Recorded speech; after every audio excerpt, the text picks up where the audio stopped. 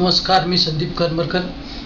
19 एप्रिलला मी वॉर 2 नावाचं एक व्हिडिओ टाकला होता. त्याच्यामध्ये सांगितलं होतं की जून महिन्यात अमेरिका आणि इराणचं युद्ध थांबेल.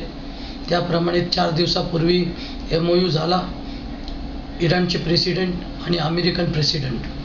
तर 14 पॉईंटवरती MOU साईन झालेला आहे. 60 दिवसाचा मध्ये गॅप आहे, अंतर आहे.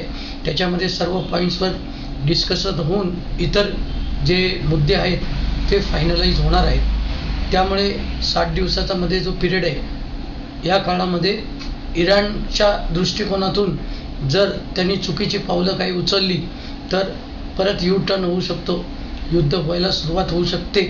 परंतु जे आता इस्रायल जे करते ते फार योग्य करते. इस्रायलला त्यांची नॅशनल सिक्युरिटी फार इम्पॉर्टंट आहे.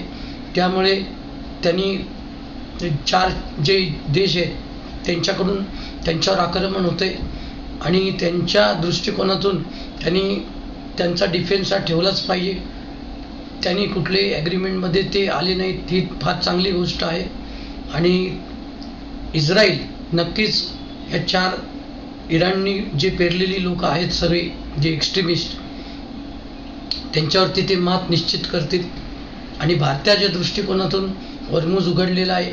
त्यामुळे आपला जो LNG किंवा गॅस याचा जो तुटवडा आता भरून येईल आपल्याकडून, हीच आनंदाची गोष्ट आहे.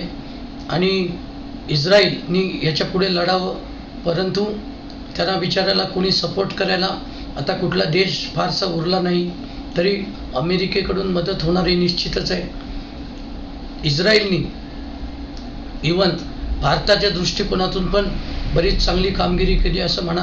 कारण हे जे बाकीचे जे लोक आहेत ते इंडियाच्या दृष्टिकोनातून आपल्या सिक्युरिटीला पण त्रासदायक झाले असते.